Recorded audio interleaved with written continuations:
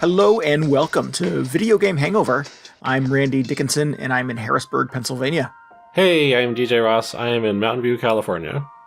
On every episode of Video Game Hangover, we talk about the games that have been keeping us up at night. This week, we're playing Hollowbody and Disney's Speedstorm. That's about as two very different games as you could get. Yep. And we're checking in on Metaphor, ReFantazio, and Ballionaire. Wow, that's a lot of stuff. People are just making up words. Yeah, they like to do that.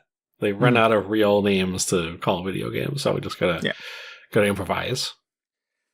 There's only so many copyrights and URLs left in the world. You gotta get creative. True. Finally talking about Disney Speedstorm. Been waiting. Yeah. I did not imagine a scenario where that would be my second most played game through Halloween season here, but here we are. Yeah, well, I've heard it's pretty good. I mean, everybody likes a kart racer, right? Yeah, I do appreciate a good kart racer. Is it a good kart racer? Stick around and find out, DJ. Oh, okay. Well, I guess I won't just immediately leave then.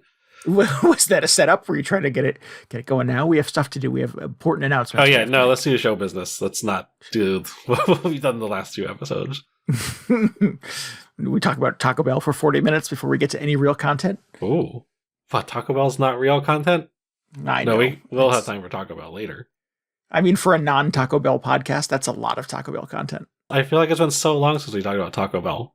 Oh, wait, are there Taco Bell podcasts? Oh, yes. I mean, there must be Taco Bell podcasts. I can't imagine how they that sustains a weekly show.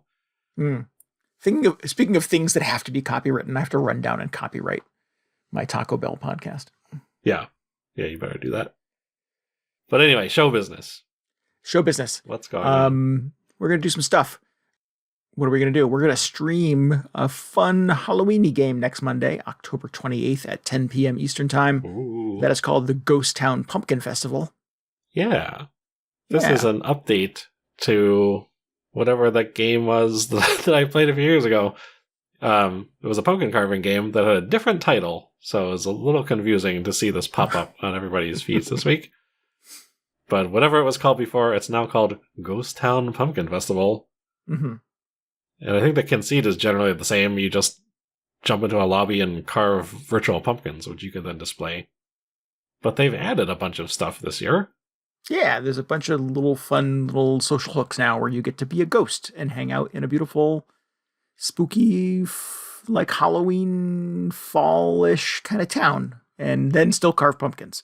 Yeah, it's kind of a little, pumpkin patch deal. Yeah, and you go on a hayride and there's a haunted mansion and things like that. Yeah. All of this is it used to not really be simultaneous multiplayer. It was just you'd carve a pumpkin by yourself and then throw it up onto the server. But now it looks like you can be a little ghost. You can hang out with other ghost friends. There's kind of an escape room thing happening. Yeah. And the pumpkin thing is a whole social element now where you carve and display your pumpkin and other people give it badges and stuff like that. So yeah, it has definitely kind of blown up a little bit over the last year or so, I think. Yeah. I feel like adding online multiplayer to a game is not a small feat, especially for this. I mean, this is by the guy who did a short hike. I don't know what he's up to, but it seemed like kind of a little side project that has just been something he's worked on and off the last few years. So now suddenly it's massively online and it has an escape room. Oh wow. I guess he's been busy. Yes. Yeah. It's and he only puts it up for a few weeks. It's 6 weeks around Halloween every year. It's free to play, but if you give him $2, you get a bunch of extra little content and cosmetics and stuff like that. So we'll put a link in the show notes to anybody who wants to check out this fun thing. Maybe you can play with us next Monday night. It supports up to 200 players. So we could probably get you in there and find you, I'm sure. So yeah, go to twitch.tv/VGHangover to watch DJ and I play Ghost Town Pumpkin Festival next Monday night, the 28th at 10 p.m. Eastern Time. And if you'd like to jump in with us, hit the show notes and download your own copy of the game. Yeah. Even if you don't join in, it's still just a fun sort of Halloween thing to do. Just carve a virtual pumpkin and put it online for people to admire. Totally. If yeah, and if like super bloody, scary Resident Evil, Silent Hill kind of games are not quite your Halloween cup of tea, this is more in the order of being spoopy and not spooky. Oh yeah, no, it's completely like it's not scary whatsoever. Right. So enjoy. Yeah. Unless it is scary now. I don't know. I haven't played it in a couple of years. Right. Now there's a new room called the torture chamber. don't go in there. Yeah. How could that possibly be good? You go to the Ghost Town Pumpkin Festival, but now Pyramid Head just like chases you around. With rocks. Man. Yeah. Festival's really gone downhill. Yeah, really. It's in a rough part of town now. Yeah. Important announcement number 2 is that Extra Life 2024 is right around the corner. Those of you who have been around for a little while know that we have done this every year for 10 years. This will be our 11th year. It is a charity live stream that happens the weekend after Halloween. So Saturday, November 2nd, DJ and I will be playing video games all day, streaming as much of it as humanly possible. To try to raise a little bit of money for Children's Miracle Network hospitals in my community and in DJ's community. Yeah, it's a super cool cause. We get to play video games and hang out and chat with our community all day. And if you want to kick in a couple of pesos to the cause, you can. If you just want to cheer us on and keep us motivated through a very, very long day of gaming, we will take that support as well. But yeah, it should be super fun. It is a thing that I have on my calendar every single year. I would not miss it for the world and can't wait for it to roll around again. Yeah, it's going to be real fun. Hope to see people on the stream. We'll be streaming all day on Twitch twitch.tv/VGHangover. That's the thing. Go ahead. What were you going to say? Any little previews you want to throw out there? Anything people can look forward to watching you play? I think we're both going to do the Slay the Spire daily, I believe, right? Yeah. Oh, that'll be interesting. Yeah. We can compare notes. Yeah. It's the same seed, I believe, for everybody. So yeah, we'll have to see how we both do. Do you know when it resets?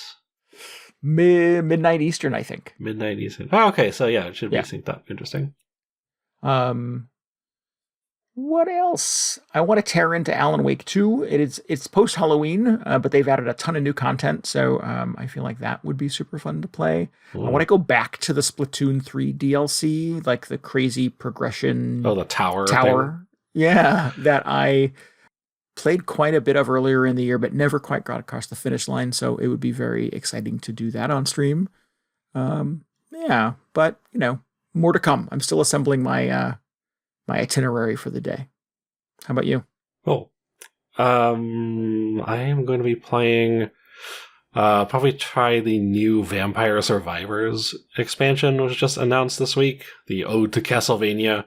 Finally, licensed Castlevania characters come to Vampire Survivors, which has had a very sort of fraught history with like Castlevania infringement. So that's exciting for them. Yeah, that looks amazing, by the way. The trailer for that just came out. We're recording this on Monday. The trailer for that just came out today, and it looks awesome. Yeah. They have every Castlevania character in it, supposedly. And I was a little skeptical, but I've seen people sort of like combing through it and being like, oh yeah, they've got the guys from the weird like N64 games. They got some of the Game Boy Advance characters. It's very exciting. And wow.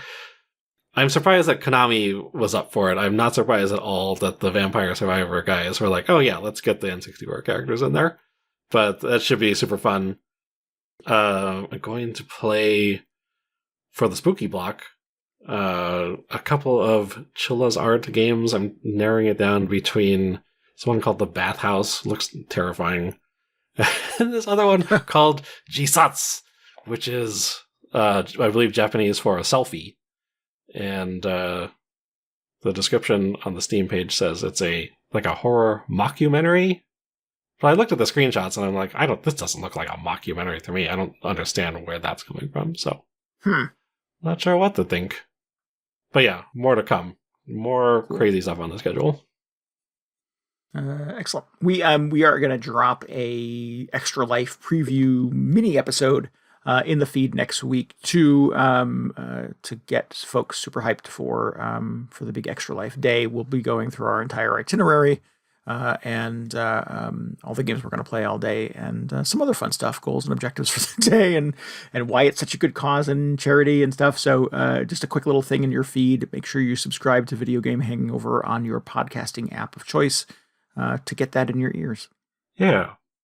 And if you want more information, you can always go to vghangover.com/extralife. Get the full schedule, relevant links, all that stuff. Yeah, absolutely. Did I say the date? Saturday, November 2nd. Coming soon. Sooner than you think. That's true. It is almost always sooner than I think. It's like midnight the night before, and I'm like, oh my God. Yeah. I have to play video games for 24 hours. Not quite 24 hours. It's fine. Not quite, yeah. Although you're going a little longer this year than usual, so we'll see how it works out. Yeah. Yeah. We didn't even mention that, but maybe we should save that for the hype show next week. A little special announcement. We'll hype up the hype show. I'm excited about that. Yeah. Gotta save some hype for the hype, yeah. Exactly. Yeah. Cool. All right. Back on track. Video games. We like them. Yep. All right.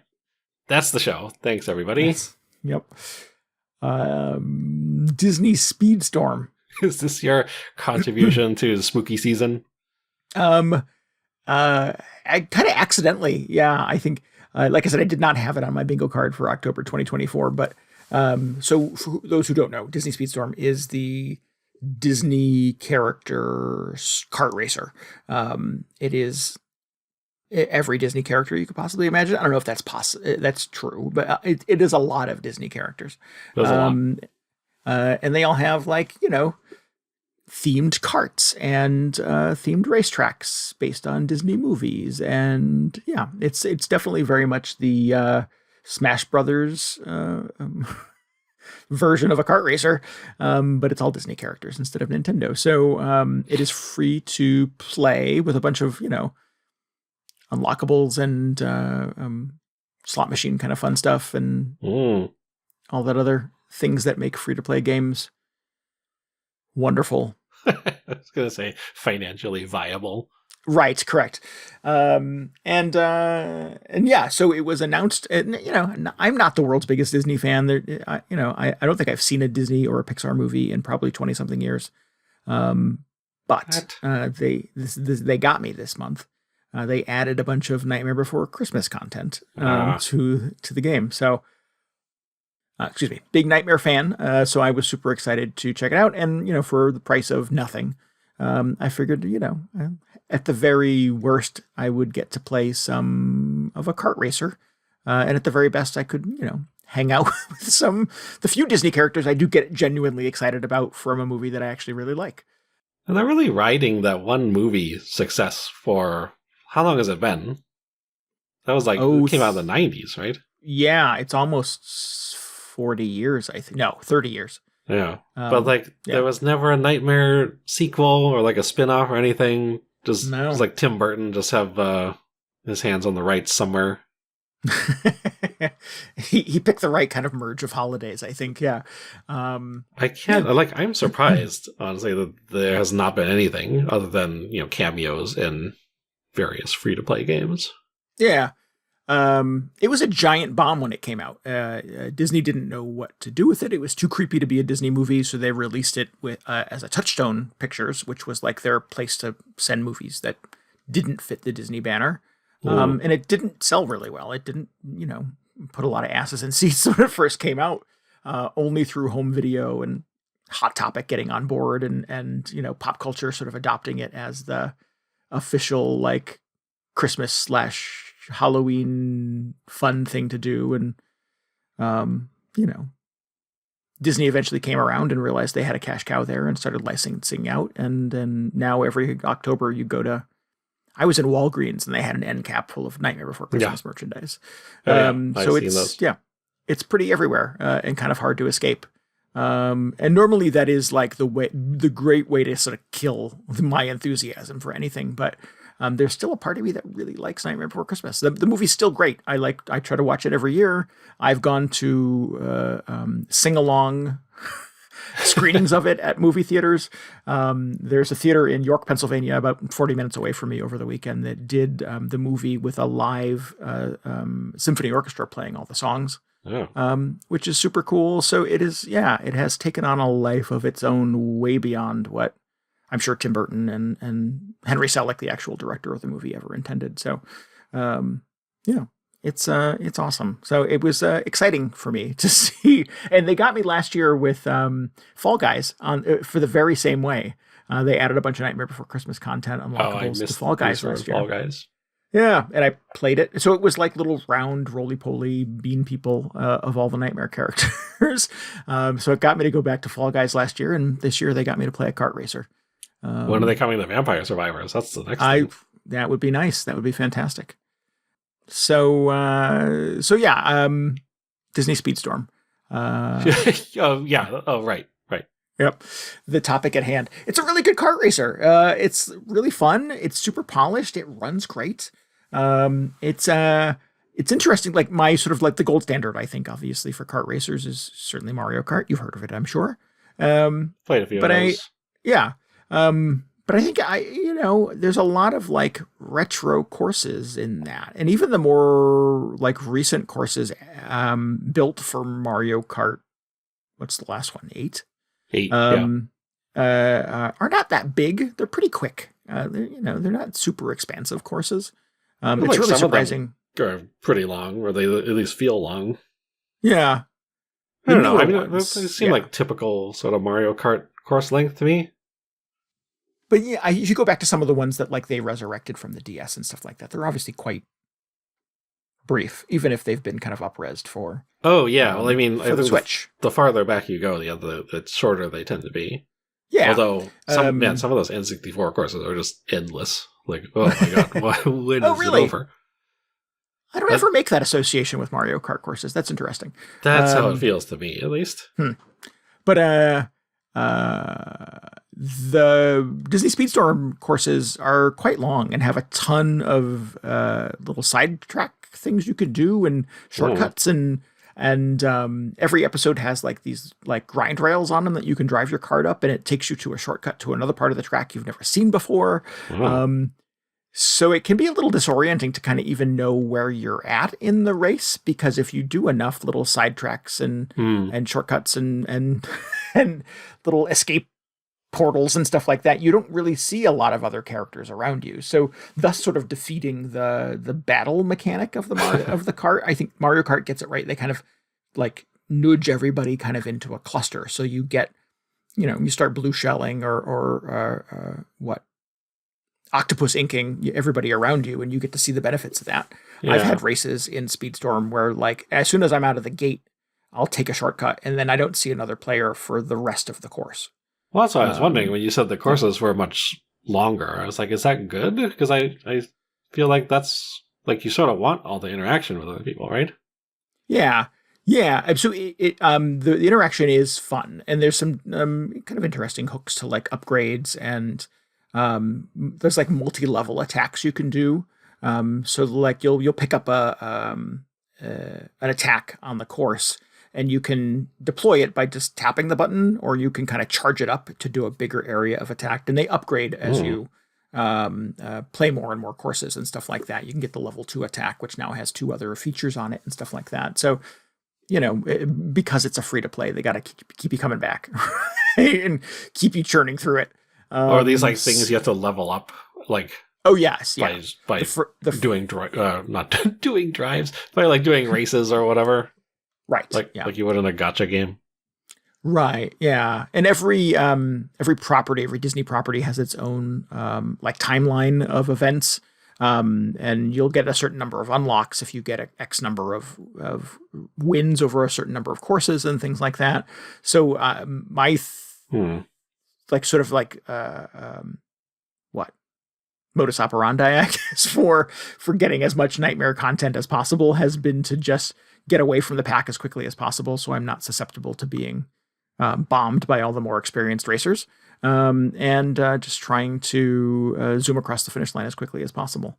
I do feel like I'm being throttled a little bit. Like I don't have the best carts. I don't have all the upgrades. It wants me to spend money to like get faster and get fast. You can jump ahead 10 levels for $10 and stuff like that. And I'm like, I kind of just want to play the game, guys. Yeah. But if I want to keep, what I was going to ask is like, is there sort of a pay to win thing going on? Do you like are all the best carts on or locked behind a paywall or just leveling up like a battle pass? Yeah, I think ultimately, like the best upgrades are going to be locked behind you putting in real money.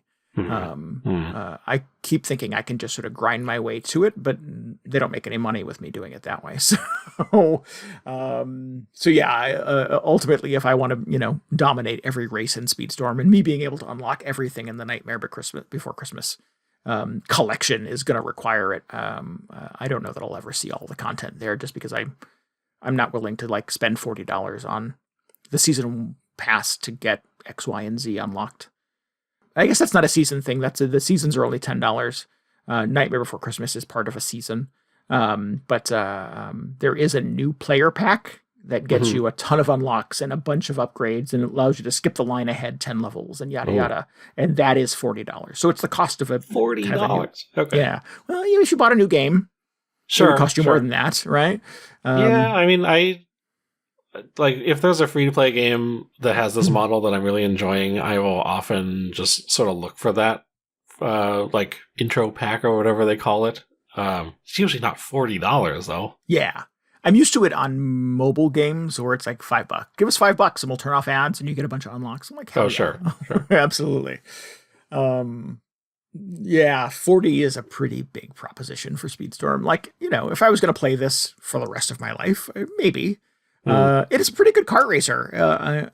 Maybe it's been a while since I've played one, but it feels, if I was a Disney maniac and I loved all these characters, $40 would probably seem like money well spent. But it's like you can unlock, who was the character that I didn't even recognize?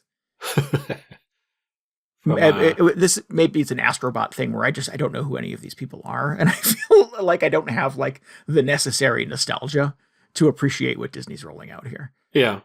Yeah. I was scrolling through the wiki, the character list, and I recognize most of them, but yeah, there was like a pair of characters. I was like, I don't know what this is. It looked kind of like old timey. Who's the there was a Greek god they made a Disney movie out of? Oh, Hercules. Hercules, it's all the Hercules characters. And I'm like, I vaguely recall this being a movie at some point. But I think that was about where I dropped out of, like stopped keeping up with Disney movies. Yeah. Yeah. And certainly all the new ones with, the Frozen characters and stuff like that. Like I'm not the target audience for that. So it's a little lost on me. But they've got, Pirate Jack in there from Pirates of the Caribbean, and what else? A lot of the Monsters, Inc. and Toy Story characters and stuff like that. So all the Pixar stuff's in there.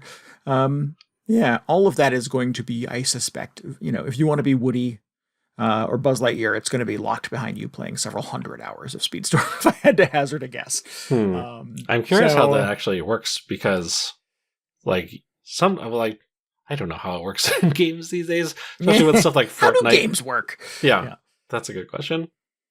But I always see them rolling out all these cameo characters for like Fortnite as the most interesting ones, or at least some of the most interesting ones. And I was like, oh man, maybe I would like to play as, I don't know, Darth Vader or like Ellen Ripley in Fortnite. And I'm just like, so do I need to be playing that right now? Is it going to go into a vault afterward? I don't fully understand it, but it's fine because I don't play Fortnite. But looking at the character list in this, I was like, oh, they got like Kermit the Frog in here. That's interesting. Yeah. Also, did not fully comprehend that he was a Disney property at this point, but that's whatever. I assume, like, if you wait long enough, everybody will be a Disney property. Right, yeah. But I was just like, okay, so if I missed Kermit, do I have to, like, grind out 100, like, racer levels or something? Do I need to drop $40 to unlock him? I don't really know what's going on. Yeah. Yeah, I think that was the interesting thing to me, just sort of being new to this game in particular, and new to kind of the newish to the free-to-play structure of this way, because I don't play Fortnite and stuff like that, which I think is sort of has sort of set the template for how games like this are expected to work now. I wasn't sure, like because there was nothing when you first load into the game. I figured there'd be a little icon on the start screen goes like, go here if you want to be Jack Skellington. And that wasn't there. It was just sort of like it dumped you into some like initial races and some quick unlocks, and you start leveling. And you're doing all of this against AI racers. You're still not playing online. And because it's Disney, obviously they sort of wall you off from that stuff just for safety, I suspect. Oh, initially. got it. But then, after a bunch of warnings about, you're going online, you're going to play against other people, make sure you hide your personal information, check with your parents first, yada, yada. They start dropping you into online courses, and you quickly sort of realize that you're kind of outmatched and you don't have a very good cart. And, you start poking around wondering, how do I upgrade? How do I get a little bit further? And then they start asking you for money or start channeling you into doing progressive unlocks and trying to win with your crappy cart. And hopefully unlocking stuff by just playing through it naturally. It seems like, if you're really playing a lot of this, I mean, this is the case with any sort of free-to-play Battle Pass model game, where it's if you own it, then the Battle Pass is not really a big deal, assuming that they have sort of like balanced it properly in a sort of like good faith way. Or at least I think that's how Battle Passes theoretically should work. I was just thinking, like, both the last kart racer and the last game that I got into that had sort of the structure was that Chocobo racing game that came out. Yeah. It's like probably several years ago at this point. Which I think they have since retooled to be free to play and just changed the whole sort of like pricing model on it because people were very upset when it first came out, and it was a little sketchy. But yeah, it was just like, seems fine. I could totally see myself playing a lot of this. It didn't seem particularly pay to win, which is always sort of a concern. It's hard to tell, actually, whether it really is pay to win or if just everybody is a lot better than you. Because this game has been out for a while, right? I don't know the timeline, but there's certainly a lot of content in it, so I suspect they have been drip feeding new characters and stuff like that over a long period of time. Yeah. The Chocobo game, I felt like got in pretty early. So everybody was still sort of figuring everything out, and it felt okay. It wasn't like I didn't run into other carts that were like, oh, clearly this one's better. This one at the very end of the Battle Pass is the only viable cart. Yeah. I think for a long time, the Fortnite folks were like, anything you want to pay for is just cosmetic. And I don't feel like anybody at Speedstorm is making that commitment. I do feel like if you want to win and not feel like you're constantly getting throttled by your slow cart and your like slow progression, you're probably going to have to put some money in. So, I mean, I don't want to be the guy who sort of criticizes a free-to-play game for being free-to-play and just sort of abiding by the model that Fortnite has built for us, but it does feel a little punishing to be able to see the things that I want to see in this. And I'm afraid at some point they're probably just going to turn off the Nightmare Before Christmas stuff and resurrect it next Halloween. So my timeline with it is probably pretty short. Oh, you mean in terms of like being able to unlock it or being able to use it at all? Well, I suspect you'll be able to continue using it, right? Because once you unlock it, you own it. That's what I would You don't own anything. think. You have it.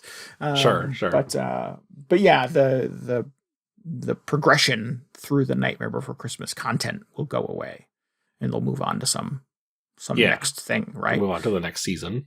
Yeah. What's a Disney Christmas movie? Probably Frozen, right? So Frozen's already in there. I was going to say Fast and the Furious. Is Marvel stuff in here? Because they own Marvel now. I don't know if I've seen any Marvel characters in this. No, I don't think there were. I was like, I don't think there's a Marvel kart racer, is there? They should get on that. This could be it. I mean, this could be all the Lucas stuff and all the Marvel stuff. Oh yeah, they could put the Star Wars characters in there. Yeah. But I don't think that's in there yet. So don't go poking around looking for Spider-Man because I don't believe he's there. But yeah, it's fun. Acknowledge the limitations of it. If you don't want to spend a lot of money, you're probably going to have a good time for a little while and then quickly realize that you're overpowered by everybody around you. but I've had a good time kind of grinding away at it, trying to unlock nightmare stuff, and they're feeding it to me just enough to keep me coming back. So they figured out the formula to keep dorky Randy from Harrisburg, Pennsylvania, to keep kind of racing, trying to unlock Jack. So you haven't spent any money on like a starter pack or anything? I put in $10, which seems like okay. a reasonable kind of entry level, just like I forget what it even got me, some in-game currency to do X, Y, and Z. But I'm, again, I'm putting a lot of time into this game, certainly in the order of maybe 8-9 hours at this point. $1 an hour for entertainment. That's a pretty good, cost proposition, I think. It's pretty good. Yeah. Well, I'm curious. I just have to figure out if I can unlock Kermit the Frog still. Yeah. The courses are great, by the way. The Nightmare ones that I've gotten to and unlocked so far, there's a Halloween Town one and there's a Christmas Town one, and they're awesome. They're really good. They're super long. All the music from the movie is in there too, so you get that Halloween Town one going where they start playing This Is Halloween, and you're trucking along and you're unlocking all the soundtracks and leaving everybody in the dust. And it's a really, really good time. I've had a lot of fun with it. It makes me smile every time I play it. So how does that work? Are the courses only available while the season's going? I don't know the answer to that. I'm not sure if these go back in the vault and you can't play them again until next Halloween or what. But on some level, I'm okay with having seasonal courses. Yeah. Just like the pumpkin game. But the courses are not something you have to unlock, right? Are those just available with the season? Those are just available. Yeah. I think I was in my second or third race on the Nightmare kind of timeline. Yeah. I had already seen Halloween Town, not Christmas Town yet. I think Christmas Town was a little later, but yeah. It's fun though, and they did a really nice job with it. Clearly sort of assembled with some degree of love for the property, which is what I was there for. So do you feel like this is shaking things up from the just the Mario Kart model? Because Mario Kart's fine. It's sort of an established formula, but I feel like sort of because of that, it is really stagnant. Yeah, I don't know. I appreciate kind of the simplicity of the Mario Kart model. You pay, a couple of things. Now you buy the game, there's all the DLC with all the extra carts and stuff like that. They've added Zelda characters and Animal Crossing characters and yada yada over the years. So it's quite presumably quite an investment at this point to just sort of get everything. I don't know what it is in terms of comparison to Disney Speedstorm, but I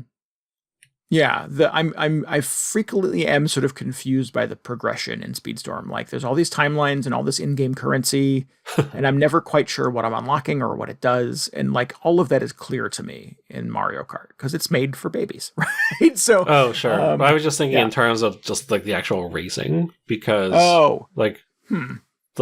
the other kart racer that I probably spent the most time with, other than Mario Kart, was that Sega one. Yeah, which up until that point I probably had not played any other kart racers. But that was just kind of an eye-opening experience because it was oh, look at, it's got very similar mechanics to Mario Kart. You got the items and combat and everything, but then you can turn into a boat or a plane or something, which Mario Kart has kind of dabbled in. Yeah. But it just felt so different. And now, since then, Mario Kart has added stuff like gliders and underwater stuff, and just they've mixed it up a little bit more.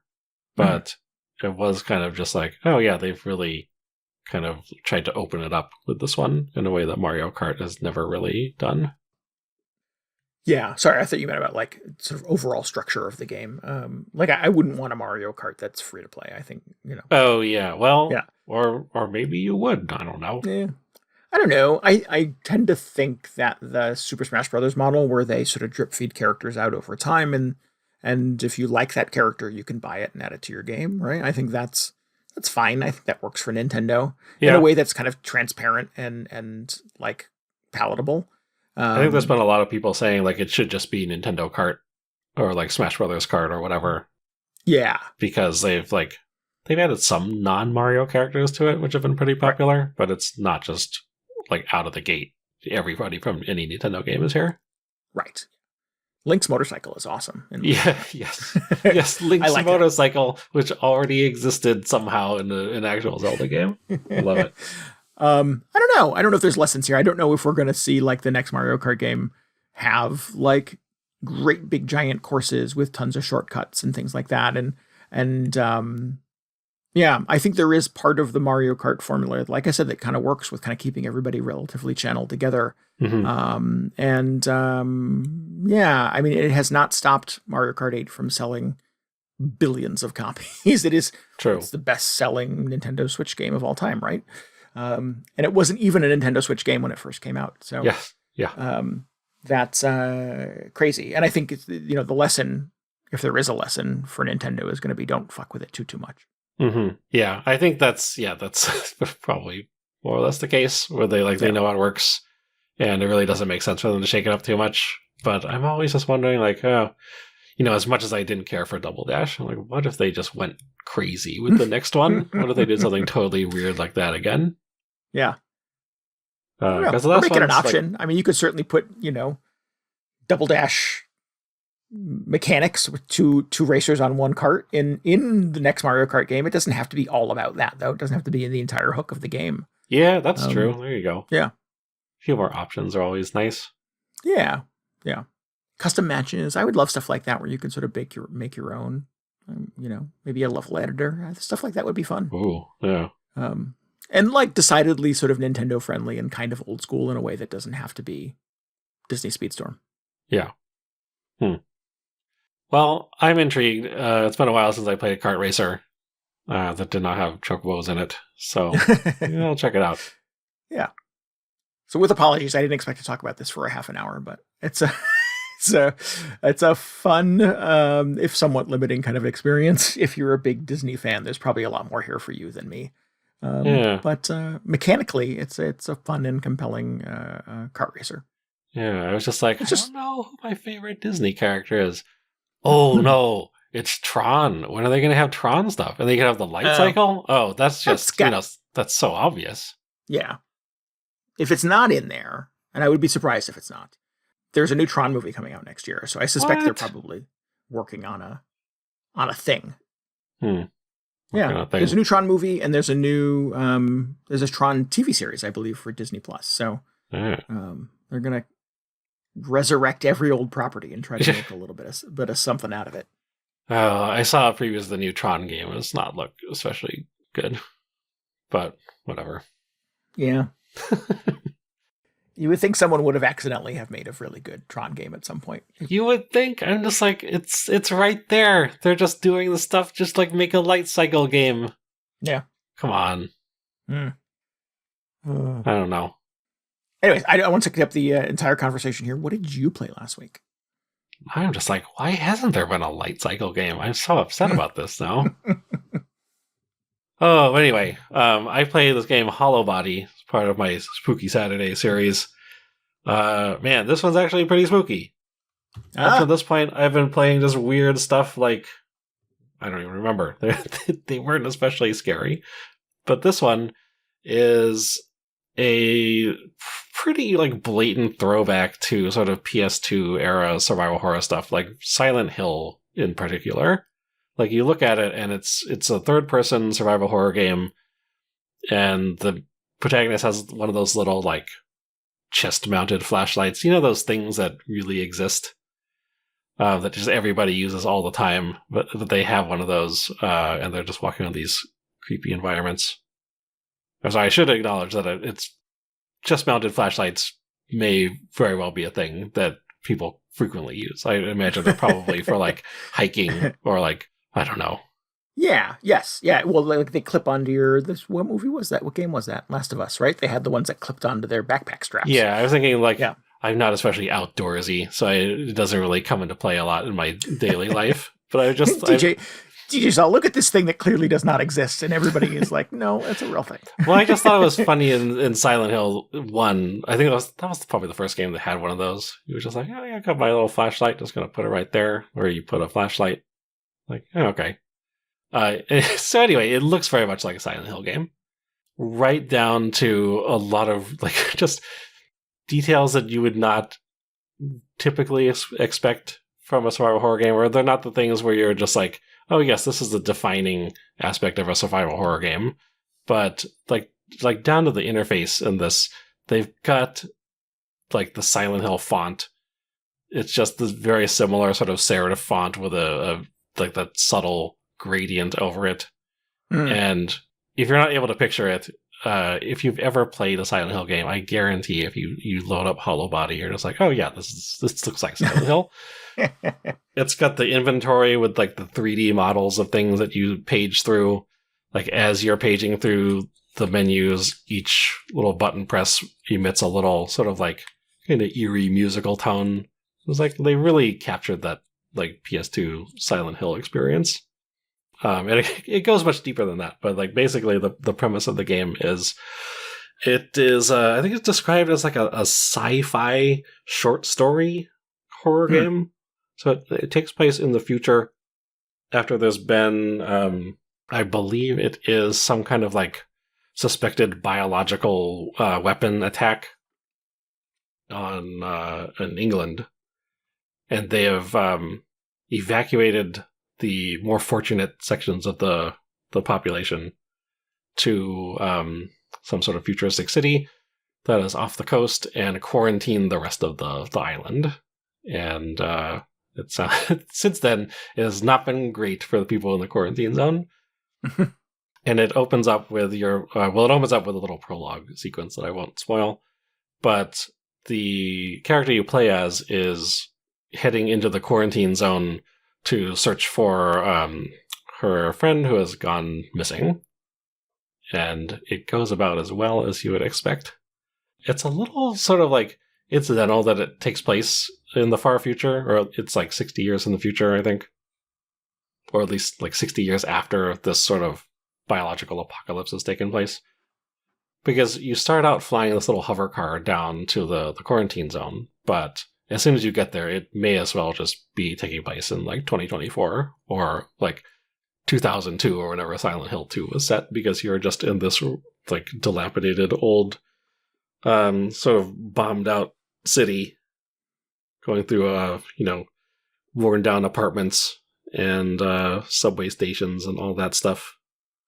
Not especially futuristic. I was going to say that it would be interesting to play a Silent Hill in like a sci-fi flying car city, but it doesn't sound like this goes there. No, not quite.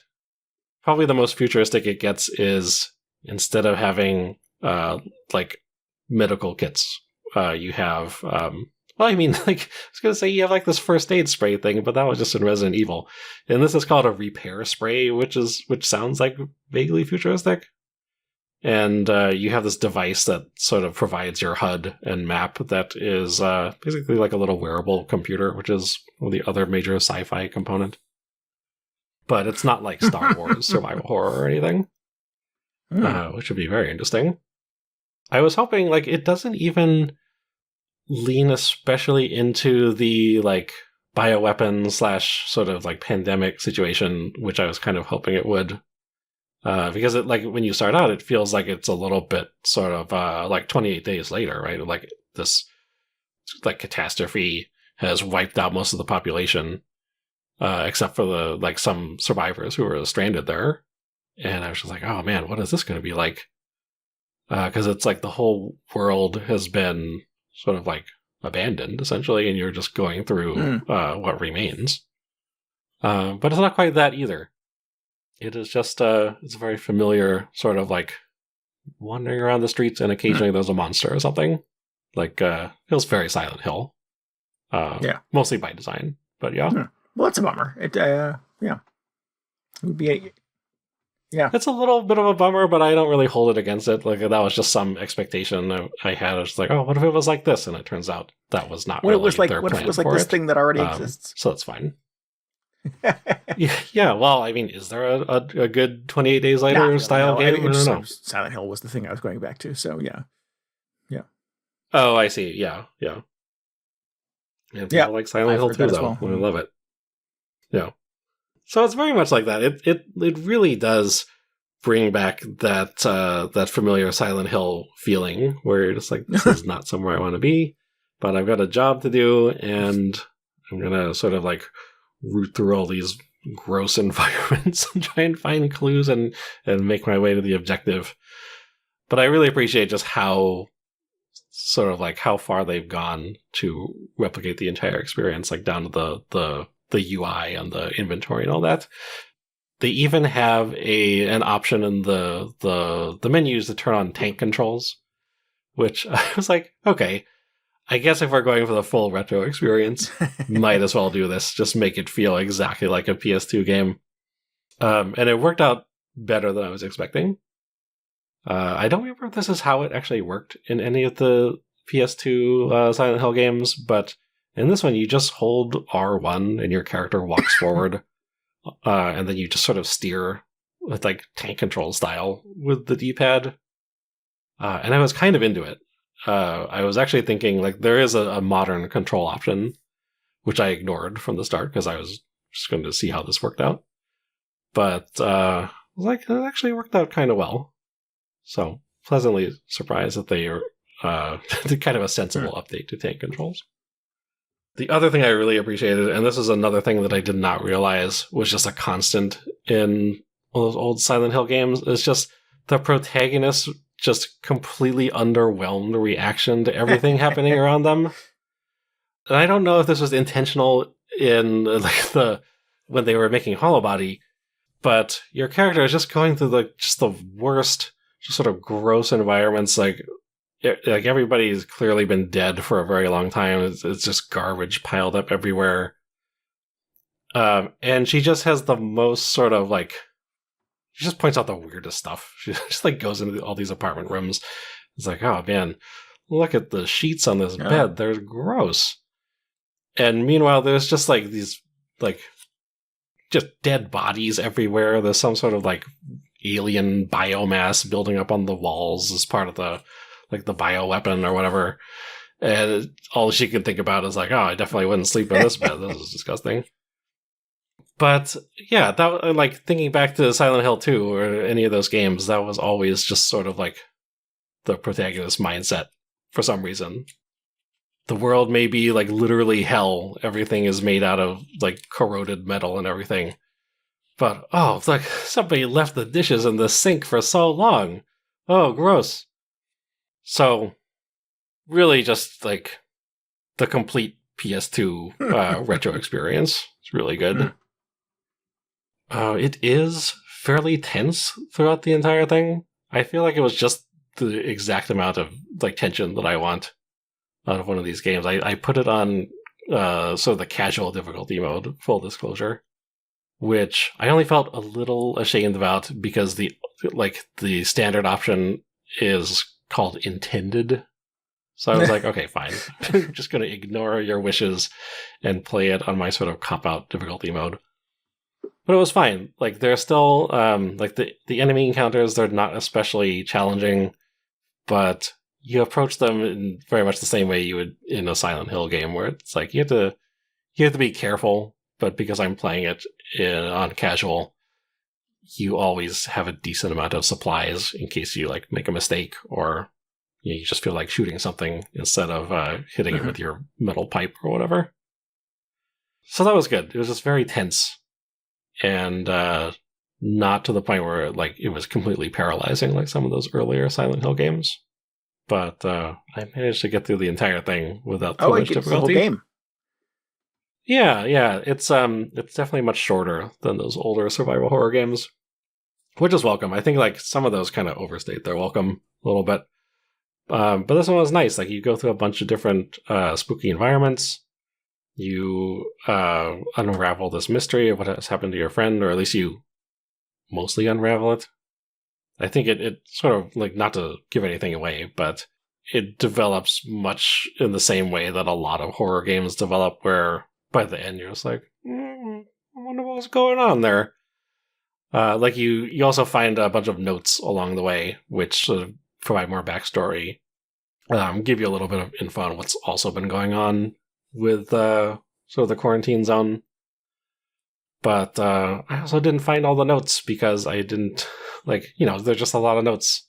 I don't think anybody would find all of them in their first playthrough. So I may go back and try and fill in the blanks. So I may just find somebody's walkthrough, which has collected all of the notes and just read up on it that way. But storyline is still pretty compelling and got me to keep pushing on ahead.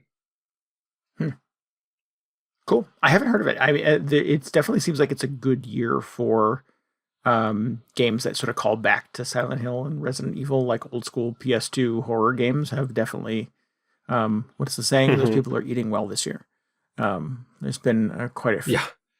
Well, it just came out recently, so I think just in time for the spooky season. So it's cool.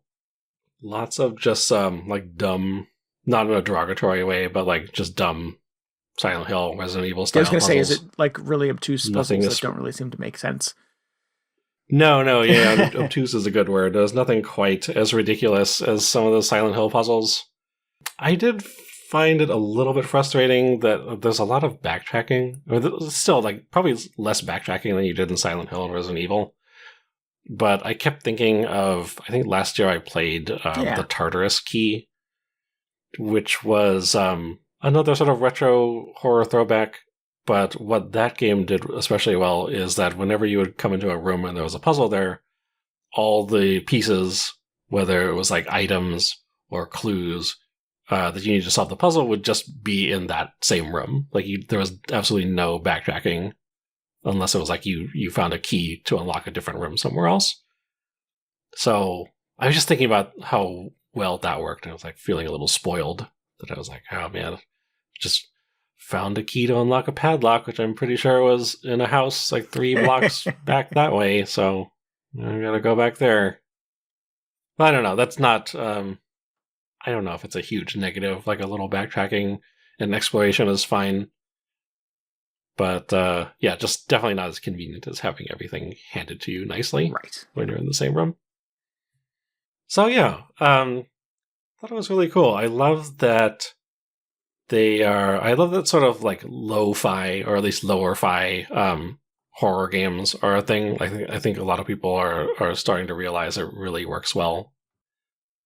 I mean, like, modern full HD, like 4K horror is also effective, but man, there's just something about those old like PS1, PS2 horror games, just visually, that I think works really well.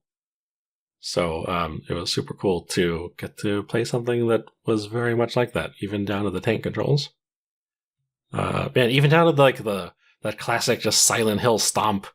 Like, if you knock a monster down, you just stomp on them a bunch to finish them off. I was like, oh yeah, this is like just like playing one of those old games again. Cool. I'm looking at screenshots of this right now. It has like a PS2 look, but it looks a little shinier, a little like higher fidelity. Yeah. I like what it like. Definitely runs better than a lot of old PS2 games. But they've intentionally sort of kept the graphics at a lower level, so it just has that same everything atmosphere. Is super cool. Foggy. Yeah. Not as foggy as Silent Hill, but I think it was still fine. Cool. Man, the controls, or like the combat in this, I was going to say it's not an action game. I don't think it's winning any awards for the combat, but I realize like I am willing to give horror games such a pass on having terrible combat, because I feel like it kind of works with the atmosphere, just like kind of like chunky pixelated graphics add to it. So like your character in this is not like a Resident Evil like STARS officer or whatever. They're not a combat master. So if they're a little unpracticed, like swinging a stick around or shooting a gun, then that's fine. Yeah, I think that works in horror games really well. yeah, it's good. I remember like in the first Silent Hill, he was just terrible, like doing any sort of combat, and it was like, oh yeah, it's because he's a writer. So yeah, that's fine. I remember that in the first Silent Hill, like, oh cool, I have a gun now, I should be unstoppable. But just trying to line up a shot was like, nope, never mind. As soon as you got that pipe, though, he was pretty good with the pipe. Cool. Yeah, I've been intrigued by the Silent Hill 2 remake. Not enough to pull the trigger, but there's a lot of games out right now that I'm like, oh, that might be fun. So it's cool that this exists. There's another one. What's the other one that came out? Crow Country. Have you heard of that? Oh, yeah, that's the other one. Oh, I should put that on the Extra Life list. I've heard that's a very specific, like, PS2 era horror, Resident Evil / Silent Hill homage that has landed really well and people seem to really be into. So, there's definitely that in what was the one you mentioned, the Tartarus Key. I think there's a lot of that kind of fun stuff out there right now that I would love to explore if there were more hours in the day. Yeah. That might have been the game I was trying to remember the name of, because there was one that I played, or that I didn't play, but I was looking forward to, that billed itself as like having a horror atmosphere with no jump scares. And I was like, okay, that's what I want. This game had a bunch of stupid jump scares in it, which, it wasn't like just all the time happening constantly, but I just feel like it's kind of a cheap thing to do. And I don't need it. I'd rather just have a spooky monster lurking around the next corner than, a painting falling off the wall and, it made a loud noise. Like, that's not interesting. Yeah. Or they get with, like, the cat jumping out of the garbage can or... Yeah. Yeah. And this one, like, a bird flew into a window. I was like, that's just something you decided would happen. I don't know. But aside from that, I really enjoyed it. Super fun throwback. And made largely by one guy, so also very impressive. That's cool. Yeah. I say largely, I think probably entirely by one guy. There are a bunch of QA testers listed. And it was just like, whenever I see the credits pop up and it's like written, directed, animated, and there's just one name, I'm just waiting for other names to pop up afterwards. It was like, supporting development or, supplemental whatever by like this huge team of people. But no, I think it was just this one guy for the most part. That's awesome. So I love that. Very cool. This was, as I'm digging into it right now, it looks like it was a Kickstarter darling too. So that must have been where he went to try to get the initial funding to get this thing off the ground. So very cool that it's kind of finally crossed the finish line. Yeah. I appreciate that. Like at one point early in the game, I think you find a list of a bunch of names of apartment residents for the apartment complex you're in. And it is very clearly just a bunch of Kickstarter backers. But I think that is the only instance of that in the game, because I can't stand when other games will just like go out of their way to just put Kickstarter names into the game for no reason. Like there may have been another point where you're in a graveyard and a bunch of tombs have names on them. And I wasn't able to tell whether those were also Kickstarter backers. And also it ended up being important for a puzzle later on. But when I first ran into it, I was just like, oh, is this only just, somebody paid $100 so they have their name on a tombstone. And I'm just, they're making me go around the entire cemetery reading these things. Like, that's obnoxious. All the people buried in this graveyard are the people who lived in that apartment complex. Yeah, yes, exactly. But I'm going to give them the benefit of the doubt in this case. Yeah, I mean, you got to pay the bills, right? Yeah, but, you don't have to put billboards all over your game. Explaining how you paid the bills. Be subtle about it. Yeah. Cool. Sorry, I didn't mean to imply that that's what they were doing. I had a very good experience with this otherwise. I played other games that definitely did that, and I think it was a huge detractor, but no, I thoroughly enjoyed this without too much distraction because of the fact that it was a Kickstarter project. Nice. We've got another Saturday before Halloween. Do you have something else lined up for your next spooky Saturday? Well, now I think I should probably play Crow Country. Cool. Crow County? Crow Country? I'm not sure how big it is. But what else is on my list? Crow Country is the sequel. Crow County must be the... yeah. Just gets bigger and bigger. It's like 28 weeks later. Right. 28 years later. Man, there was this game that came out recently called Mouthwashing, which is like another sci-fi horror game. It looks like super hardcore terrifying, though. And maybe just like too graphic to put on the screen or just too intense. One of the disclaimers on the Steam page was just like graphic violence and mutilation, even though all the characters are sort of like low poly PS1 level. I was like, this sounds like it might be too much. So I don't know if I'm going to stream that one. But sounds like a lot. I do want to check it out. It's supposed to be very, very good. But yeah, maybe Crow Country, one of those two. And then we got Spooky Hour during Extra Life the weekend after, so that'll also be good. Cool. All right. Well, yeah, I gotta find a way to jam some more scary games into the back half of the year here, or back half of the month here. I'm playing a lot of Zelda, and I feel like it's just sort of monopolizing all my game time. You could just commit to only using those re-dead summon things. Those are pretty scary. Yes. Yep. Although when I unlocked one of those finally, it felt really nice. Yeah.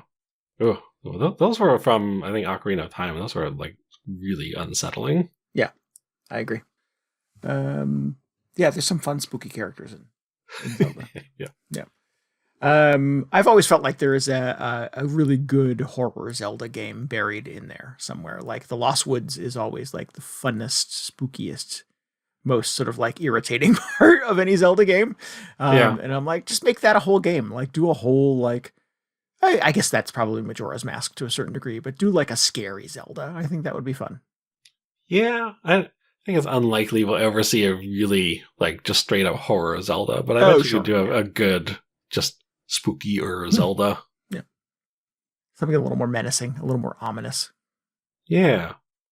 I don't know. I feel like they seem to have a hard time getting away from like Link and Zelda. I was just thinking there's so many other characters in the Zelda universe that they could draw on, but it feels like now it's got to always be about Link. They don't seem to be interested in having the whole extended universe thing. Which is fine. Like maybe like not every game has to do that, but just think about it. What if they did? What if it was all about like the weird like flute boy who got like turned into a tree or whatever happened in that one game? Dompe, the gravedigger, give him his own game. Oh yeah, the happy mask salesman. That guy's terrifying. Oh yeah, he's horrifying. He could be like chasing you down, trying to sell you some masks, and you have to escape. Yeah. Cool. I'm glad we agree. I thought I was alone in that. Yeah. I'd be up for an eerie Zelda game. Yeah. I had teased at the beginning that I had also played some of Metaphor ReFantazio. What I've played there is the demo. It's we don't have a lot of time left, but it's basically a new Persona game. Oh. You think you're gonna play this one? I know it's so long. It's like 200 hours. There's just no way. I'm very wary that they're like 200 hours. Like, what happened to just saying 100 hours plus? Yeah. It feels suspect. Yeah. I mean, it's probably like completionist playthrough, but still, even if it's 100, I still don't. If it's 70, I don't have time for that. The 100 plus hours is not a selling point for me at this point. I'm curious. It's beautiful. I liked the demo. I don't know. I don't know if I love like the Game of Thronesing of everything in pop culture. Like it feels like we wanted to take a what you call it, a Persona game out of high school, but now it's like double crosses and palace intrigue, and somebody mysteriously murdered the king, and there's a mystery to solve, and et cetera, et cetera. And I'm like, I don't know if I need all of this. I don't know if I need Persona to be Game of Thrones. It worked out so well for Final Fantasy 16. Yeah, I know you liked that. Yeah. I didn't really care for it. Yeah. Oh, I thought you did. I thought you were a fan of that. I mean, I really liked the first 10 hours or so. Yeah. And then it went on for 70 more hours. I just remember the demo of that feeling just so like self-serious. No, it absolutely was. Yeah. Metaphor is a little tongue-in-cheek. It definitely still has kind of like an oddball Persona sense of humor to it. I don't know. Yeah, I will never see the end of this game. I'm intrigued by it. It's beautiful. I really like everything they're doing. But I just, there's no part of me that thinks I have enough time in my life to really appreciate this game. Oh, but this is your chance to like get in on the ground floor if they decide to just make this the new Persona. Right. Like 10 years from now, everybody will be super excited about Metaphor 5 or whatever. Mm-hmm. And you'd be like, I remember when that first one came out and it was only a mere 200 hours long. Now it's 1,000,000 hours. Yeah. Yeah. So there's a demo for that on PS5, I presume on Xbox and PC as well. If you're interested, check it out. It's a pretty beefy demo. They're saying like 6 hours worth of gameplay just in the demo alone. And all of that transfers over to your game save if you actually buy the game. So you don't have to replay any of that stuff. So yeah, if you really want to go hard in this demo and see if it's for you, check it out. It's called Metaphor ReFantazio. Is Jack Frost in this? So I have to relearn who all the persona are? I don't think so. No, they're trying a new thing. It's a whole new grimoire of monsters in this. No. Yeah. Were all the spells in Sanskrit again? No. Okay, that's good. Yep. That's progress. Yeah. But it's a new, obviously it's sort of like a fantasy realm. It's a country that's divided into 5 regions, and they have 8 different races. It's not in Japan? No, it's some other place. I don't know why I would just assume that. Yeah. And some of the people have horns, and some of the people look like robots, and some of the people... Yeah. And there's somebody who appears to be human, but they're called an Edna. And everybody hates them, and there's a lot of like interracial hatred. So people will see that you don't have pointy in the game. You don't have pointy ears, or you don't have what was the other thing? Horns. You don't have horns, and they'll you're one of these people from this race. I'd rather die here than get help from you. So I think they're trying to be kind of unsubtle about things, real world things. And in the few hours of this that I played, I'm not sure if they quite stick the landing, but it's interesting. They're trying to do some stuff they don't do with the Persona games. Yeah. Anyways, demos out there. Check it out if this interests you at all. Just thinking the producer has been super clear that in this fantasy world, there's no such thing as gay people. That seems like something he would do. Why do they keep saying that? I can neither confirm nor deny. The other one I want to call out is this is a game that you probably won't be able to play. In fact, it's a demo that's only out for the Steam Next Fest, which ends the day after we're recording this, which won't be running anymore by the time this episode comes out, so you can't play it. This is a game called Ballionaire. This is the newest Balatro, but insert some other card game or sort of traditional legacy game here. And so this one is Balatro plus Pachinko. So they've turned Pachinko into a roguelite RPG. Oh, good. Yeah. So if you really like Peggle, this is sort of the roguelite version of that, where you get basically an empty pachinko board, and through a series of unlocks, you get to pick new pieces and new obstacles and new bumpers and things like that you plot into specific places on the board, and then you keep dropping the peg through essentially and trying to bounce off of it and make a certain number of money. So you'll unlock 2 new pieces that you can plot in to the game board, and the game will tell you. And here's where the Balatro part comes in. You've got to make $500 this round. So you drop the peg and hopefully bing, bing, bing, bing, bounce around the course enough to make $500. And then, oh, cool, you made $500. Here's 2 new pieces. Now you've got to make $1,000. So you drop those 2 new pieces in, and you hopefully, the Peggle God smile upon you. The Pachinko God smile upon you, and you make enough money to keep it going. So you eventually start, if you're good at it, filling in this board full of all these obstacles as the money that you have to raise through each play goes up until you're trying, you've got to make $100,000, and you've got a full board full of obstacles, and you're just watching your peg, bounce between all of these things, and lights are flashing, and happy noises are being made, and lather, rinse, repeat. Until you've done all the things. So it's super fun. It definitely pushes that button that has not been pushed in my brain in a long time with the old Peggle games. But I don't remember when I last played Peggle. Yeah, it's been a long time. That was one of those old Xbox Live games that I played a lot of once upon a time. But it's cool. It's really fun, and I think it sort of does the Balatro thing in a pretty. I think of some of the more Balatro-like games that have come out this year have felt like pretty clear like copies of that, where this sort of feels like, oh well, that kind of worked. We'll just lift the structure of that and apply it to this pachinko game. Yeah, some of the menus do feel a little similar. I'm like, oh, this is the same font that you used in Balatro. Is this a Silent Hill font? What's going on? It's the Silent Hill font? Yeah, what's that doing in here? But yeah, I think it's definitely its own thing. And certainly, you know, playing poker is different than playing pachinko, obviously. But yeah, it still pushes that like pleasure center in your brain when it goes right. And like any good roguelike, it makes you sort of feel like, okay, I understand what I did wrong. Let me try again, but do it right this time. And then it's 2 a.m. and you've been playing it for 6 hours.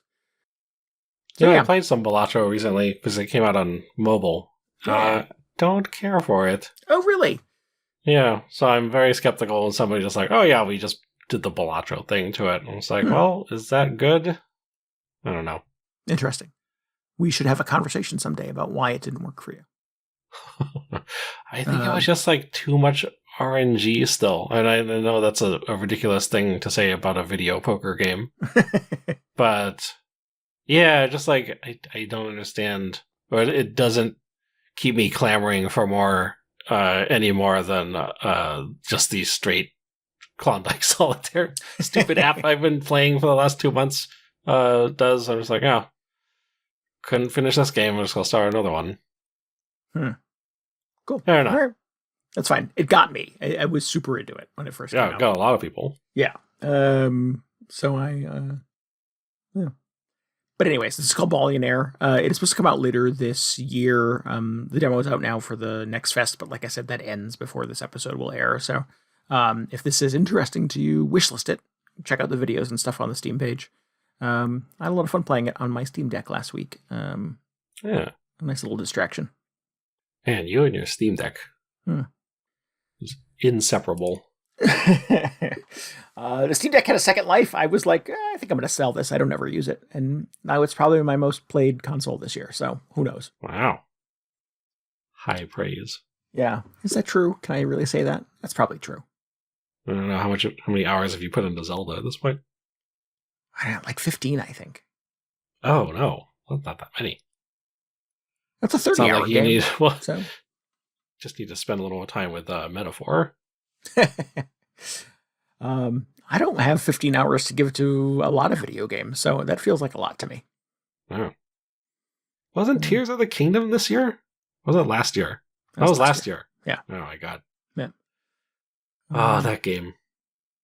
Yeah. And there's still a lot of Zelda there that I have not done, so. Yeah.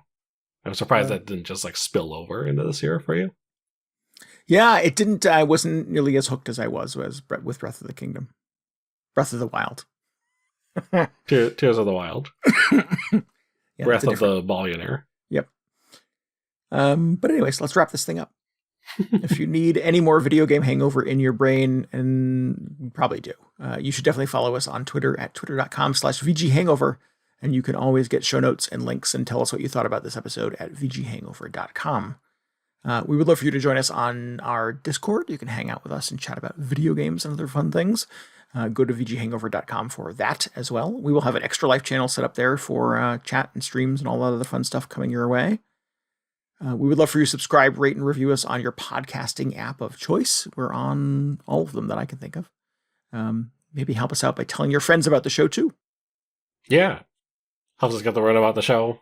Bring in new listeners. We really appreciate it. Yeah. Yeah. We also appreciate RJ Lake for our intro and outro music this week.